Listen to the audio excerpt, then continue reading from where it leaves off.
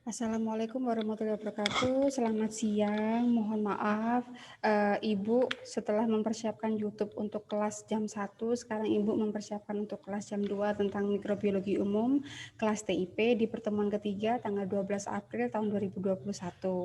Baik, Ibu langsung saja share screen ya. Untuk materi hari ini yaitu kelanjutan ya, lanjutan dari materi sebelumnya.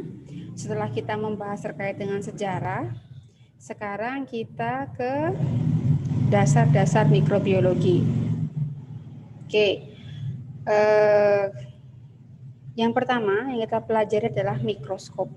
Sebelumnya Ibu telah menunjukkan kepada kalian gambar mikroskop ya, yang pertama kali ditemukan, bahkan ukurannya tidak lebih besar jari Ibu ya dibandingkan dengan mikroskop yang sebelum. Tapi itu menjadi cikal bakal adanya mikroskop paling canggih yang saat ini ada ya, yang bisa dilihat bahkan dengan dua mata atau dibantu dengan kamera. Mikroskop sendiri adalah alat yang digunakan untuk melihat mikroorganisme dan struktur yang tidak nampak oleh mata telanjang. Ya, oleh mata gitu ya. Walaupun pakai kacamata, apakah termasuk mata telanjang? Iya, ya. Kategori mikroskop di sini ada mikroskop cahaya. Artinya dia itu sumber untuk bisa dilihat itu adalah melalui cahaya. Contoh beberapa mikroskop yang tergolong mikroskop cahaya atau optis yaitu mikroskop medan terang, mikroskop medan gelap, ya, mikroskop fluorescence dan mikroskop perbedaan fase. Ada juga yang mikroskop tersebut untuk bisa melihat menggunakan elektron, ya. Nah, ini contoh dari penampakan mikroskop untuk yang pertama. Ibu sisihkan dulu yang ini. Ada mikroskop, mohon maaf. Mikroskop cahaya. Mikroskop cahaya di sini ini yang umum kalian gunakan pada saat kalian ada di SMP maupun SMA ya. Jadi di sini ada cermin untuk menangkap cahaya. Ya. Di sini nanti ada cahaya, nanti cahaya ini menjadi sumber untuk barang yang akan kita lihat di sini, Nak. Tentunya ini ada beberapa bagian ya, mulai dari lensa okuler, kemudian ada sampai dengan kakinya, kan harus tahu ini ya. Seharusnya memang nanti harus tahu masing-masing ini fungsinya untuk apa. Ya. Kalau sudah tahu ini di biologi harusnya sudah tahu ya, Nak ya. Kemudian yang kedua ada mikroskop elektron. Nah, kalau ini untuk bisa melihat barangnya harus ditembakkan dengan elektron terlebih dahulu. Nah, baru bisa kelihatan itu objeknya apa. Berarti bisa jadi dengan tembakan elektron itu bahkan kita sampai tahu setebal apa. Ya. Jadi lebih spesifik lagi melihatnya, ya. Ini bagaimana mikroskop elektron itu bekerja. Nah, jadi ada ada transmisi, ada yang memancar gitu ya, ya berupa elektron, ya. Tentunya membutuhkan high voltage ya atau tegangan tinggi untuk bisa menembakkan elektron atau elektron gun gitu ya. Nah, ini biasanya memang dilihatnya dalam bentuk fluorescence screen atau kamera. Jadi ditunjukkannya dalam bentuk foto. Begitu. Nah, ini fungsi bagian-bagian mikroskop yang tadi Ibu sampaikan. Lensa okuler untuk memperbesar benda yang dibentuk oleh lensa objektif, ya. Membesar, mengecilkan. Tabung mikroskop untuk mengatur fokus, ya. Bisa dinaikkan, diturunkan. Tombol pengatur fokus kasar untuk mencari fokus bayangan objek secara cepat sehingga tabung mikroskop turun atau naik dengan cepat. Jadi enggak harus yang kalau tanpa pengatur fokus kasar ini pasti harus otak-atik lensa okuler kan tidak. Dan ini ada bantuan ini bagaimana biar cepat diputer-puter gitu ya. Kemudian tombol pengatur fokus halus untuk memfokuskan bayangan objek secara lambat ya. Jadi yang dilihat itu yang depannya apa yang belakangnya misalnya begitu. Ada revolver untuk memilih lensa objektif yang akan digunakan ya. Perbesarannya macam-macam. Ini ada lensa objektif di sini ada yang 4 kali perbesaran, ada yang 10 kali, ada yang 40 kali, bahkan ada yang sampai 1000 kali. Biasanya kalau 1000 kali perbesaran ada tambahan minyak emersi ya. Tuh, agar bisa terlihat lebih jelas seakan-akan dia tuh memang dalam keadaan melayang. untuk lengan tuh dipegang ya kalau misalkan mau dipindah-pindah mikroskop ke sana kemari, tapi hati-hati ya nak ya. Kalau untuk yang tidak mengandung lampu sih nggak apa-apa dipindah ke sana kemari. Jadi memang mutlak membutuhkan cahaya ya. Ada meja preparat untuk meletakkan objek, ada penjepit objek glass biar tidak lari kemana-mana, ada kondensor merupakan lensa tambahan yang berfungsi untuk mengumpulkan cahaya yang masuk dalam mikroskop. Gitu. Ada diafragma ya tadi di sebelah mana ya? Tuh ya. Anda bisa cek nanti di gambar yang sebelumnya tadi berupa lubang-lubang yang ukurannya dari kecil sampai selebar lubang pada meja objek. Fungsinya untuk mengatur banyak sedikitnya cahaya yang akan masuk ke dalam mikroskop. Ada reflektor atau cermin untuk memantulkan dan mengarahkan cahaya ke dalam mikroskop. Ada dua jenis cermin di sini, yaitu ada datar dan cekung. Bila sumber cahaya lemah, misalkan sinar lampu, digunakan cermin cekung. Tetapi bila sumber cahayanya kuat, misalkan sinar matahari yang menembus ruangan, gunakan cermin datar. Kalau kaki mikroskop ya untuk agar mikroskop itu bisa berdiri gitu ya. Sekarang, ketika kita melihat menggunakan mikroskop, terkadang warnanya pasti akan sama. Nah, kita hanya akan melihat dia punya kaki tidak. Ya, bagaimana bentuk kakinya? Apakah sekeliling atau membentuk cambuk? Apakah cambuknya hanya di satu titik atau di dua titik atau hampir di seluruh tubuhnya ada bulu cambuk atau bulunya bulu halus? Nah, itu untuk mikroskop bisa melihat dengan itu. Tapi memang warnanya semua transparan. Nah, sekarang ada metode pewarnaan. Mungkin di MK Biologi pernah diajarkan oleh dosen-dosen di Unitri, ya, yaitu ada pewarnaan, istilahnya ada pewarnaan gram. Yang fungsinya pada dasarnya kalau untuk di bakteri itu bisa menentukan sifatnya. Dia termasuk gram positif atau gram negatif. Istilah gram positif, gram negatif ini adalah digunakan untuk menentukan pada dasarnya untuk membrannya atau untuk kulit dari sel tersebut ini mengandung peptidoglikan yang tebal atau mengandung outer membran. Nah, manakah yang mengandung peptidoglikan tinggi dan manakah yang mengandung outer membran? Nah, kita lihat dulu. Nah, di sini itu untuk pewarnaan gram ya. Sebenarnya ada pewarnaan lain yang Ibu akan jelaskan di sini. Gram itu ya untuk membantu saja, ya untuk membantu dia termasuk jenis apa untuk bakteri. Sehingga jadi tahu nanti obatnya ke depannya mau menggunakan obat yang mengandung apa untuk bisa memecah sel tersebut. Nah, ini ada pewarnaan khusus untuk inti sel menggunakan pewarnaan Fulgen. Ya, jadi kalau dikasih Fulgen inti nukleusnya yang akan berwarna gitu ya. Jangan berharap warnanya akan warna-warni semacam pelangi, tidak ya nak ya. Setidaknya warna ini telah mampu menunjukkan bagian-bagian penting dari sel. Kemudian yang kedua ada JIMSA untuk histologi, untuk jaringannya, membedakan antara bakteri dan fungi serta bagian-bagian tertentu yang penting di dalam jaringan. Ya, itu kemudian ada juga yang sel darah juga bisa kelihatan gitu ya di preparat, irisan preparat.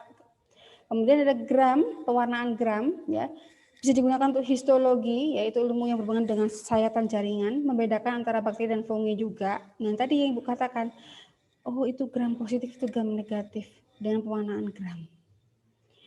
Metode pewarnaan, sifat selnya umumnya tembus cahaya ya. Mengapa kok ada ini? Karena memang sifat sel itu tembus cahaya tadi Ibu sampaikan.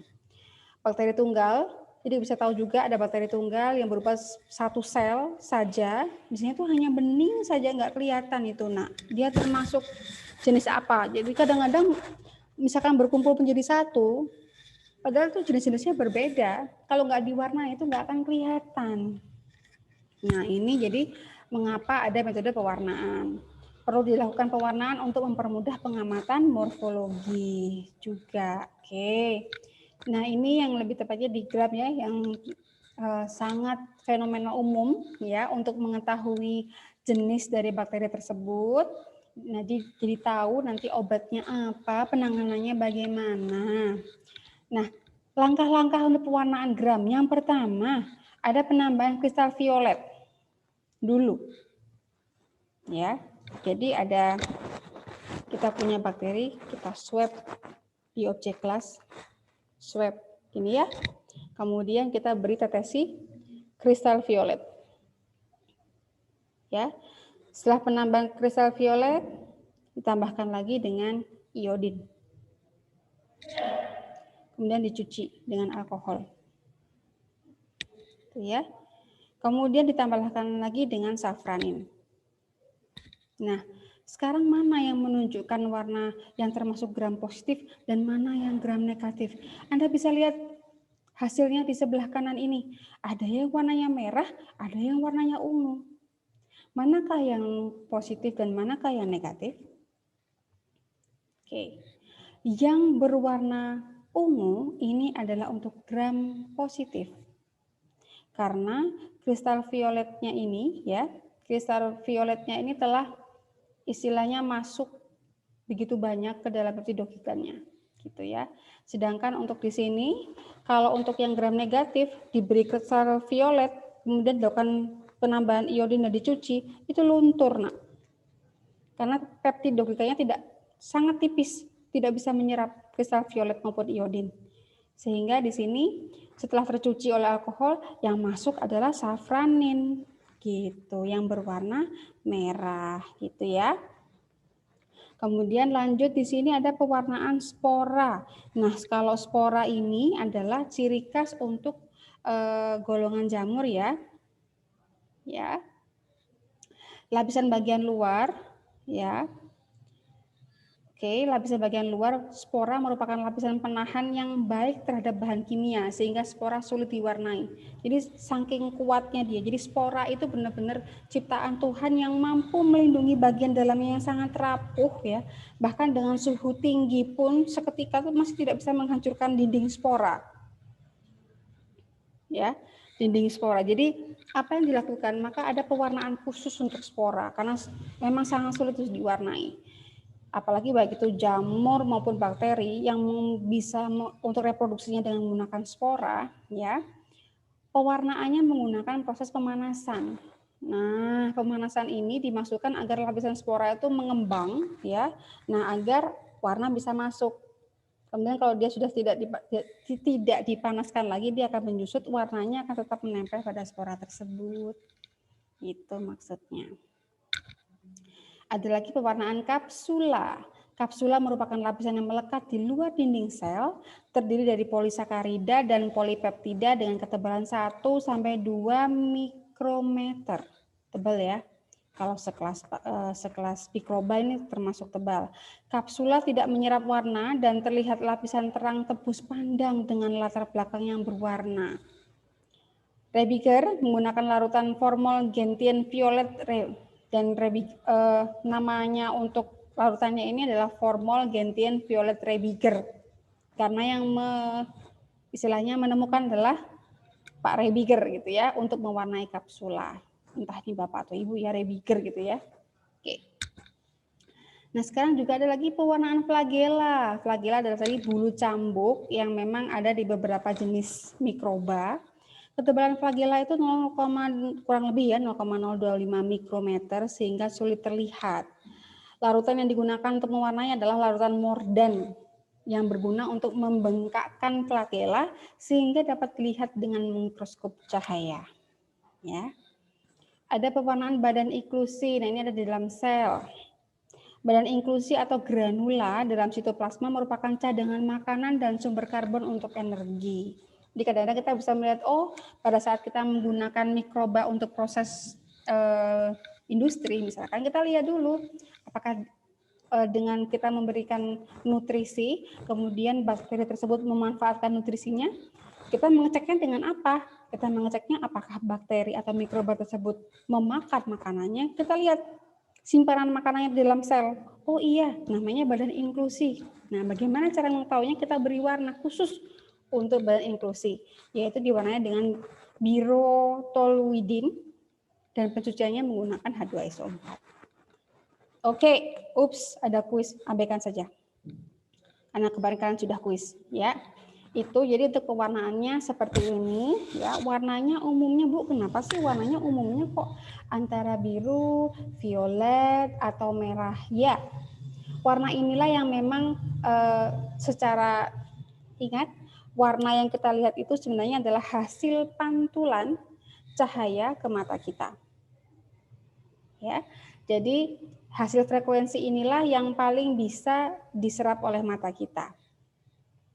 Itu, dan tentunya dari berbagai macam metode ini memang ada metode-metode tertentu, bahan-bahan kimia tertentu ya, di mana bahan tersebut bisa menyerapnya, tidak meneruskannya ya. Bahkan setelah menyerap juga memantulkan ke mata kita. Yang pasti ya harus memantulkan ke mata kita. Gitu. Dan pastinya harus ada sumber cahayanya dulu, baik itu cahaya matahari, cahaya lampu maupun elektron. Kalau elektron bagaimana, Bu? Biasanya kalau untuk pengamatan mikroba dengan menggunakan mikroskop elektron, biasanya hasilnya berupa seperti fotokopi masih hitam dan putih, tapi kita bisa melihat jelas, Nak, bagian bentuk morfologi dari sel itu seperti apa, dimensinya berapa, diameternya berapa, itu kelihatan. Ya. Walaupun memang sebenarnya dengan menggunakan pewarnaan juga bisa. Ini contoh pewarnaan seperti ini. Ya, cantik ya. Tapi ini pastinya membutuhkan orang yang profesional untuk mewarnai ya. Harus telaten sampai dengan mendapatkan gambar seperti ini. Oke, demikian materi dari Ibu untuk pertemuan ketiga yang berhubungan dengan dasar mikrobiologi, yaitu penggunaan mikroskop dan pewarnaan. Ya, karena pewarnaan ini juga bagian dari pengamatan di bawah mikroskop. Jika ada pertanyaan, silakan kalian tanyakan di kolom komentar Google Classroom.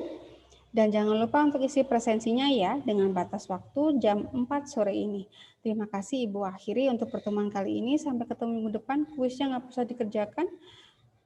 Kalau mau dikerjakan juga boleh, tapi saya tidak mengumpulkan untuk tugas dulu untuk pemahaman kalian saja. Demikian Ibu akhiri. Wassalamualaikum warahmatullahi wabarakatuh. Selamat siang semuanya.